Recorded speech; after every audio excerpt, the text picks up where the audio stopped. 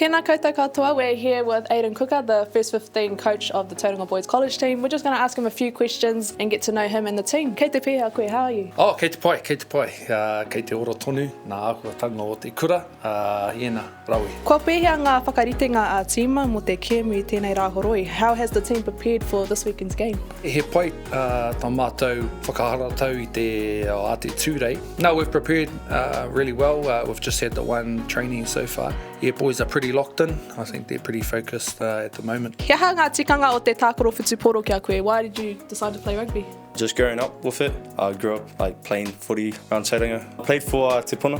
Te Puna, we love that. Yeah, got a few cousins there. Yeah, it means a heap for me to play for this school. Just always growing up here, always watching the other boys in the first 15 and now to reach that level, pass it back down to the younger boys who are aspiring to be at where I am right now. Kia hao o wawata mo tēnei kēmu, tēnei wikini. What's your goals for this weekend?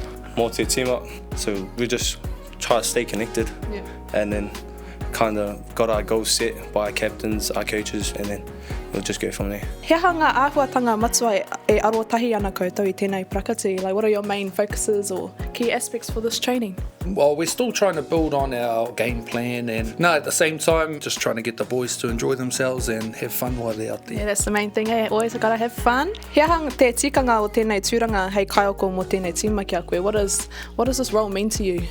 Tēnei tūranga kia hau nei, tino pai kia hau, tino pai ki taku nākau, tipa ki au I roto I tēnei tākoro, te ao whutuporo. So yeah, no, it's a fulfilling job, born and raised in the game and I guess coaching in this age group. It's a way of giving back. He kupu whakahau ake rānei mō ngā kai tākoro I mo I tō rātou kēmu? Kēmu wikini? Yeah, mō tēnei wikine, me kaha tonu, me mau tonu ki te raupapa, te rautaki o te tima. Hui anō, ko te kupu mo tēnei wiki, ko te karawhiua. Karawhiua, kia ora. Ka whai nau mai haere mai ki te kura tamatāne o Tauranga. Ko te ahi toma tōku ingoa. I kuraina hau ki tēnei kura I te tau 2011.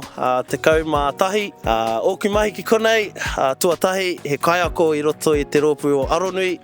Tuarua, he kaiako mo te tima nei o ngā kura tamatāne o Tauranga, mo ngā teina tau te kaumārima. Ōku mahi anō, kaitohu mo ngā teina o te whutuporo nei. Me nā hiahi ana koutou te hunuku mai ki tēnei kura, te kura tamatāne o Tauranga, hunuku mai. Kei konei etahi o ku tauira I roto I tōku tima nei, te tuatai, ko ai tō koutou ingoa.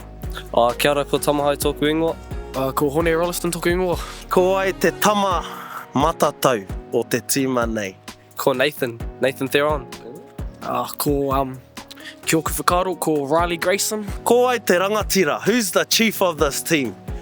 Ahau. Ko ahau te chief o tēnei tima.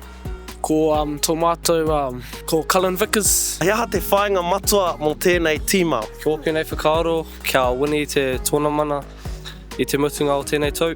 Ai, ko tērā te whainga nui mo tō mātou tima ki te wini tō mātou tournament. Tō mātou tournament. Ko te kupu o te wiki, ko te karawhiua. Toru, rua, tahi, karawhiua! Everybody that I know, yeah, they down with this. Cause they down with this.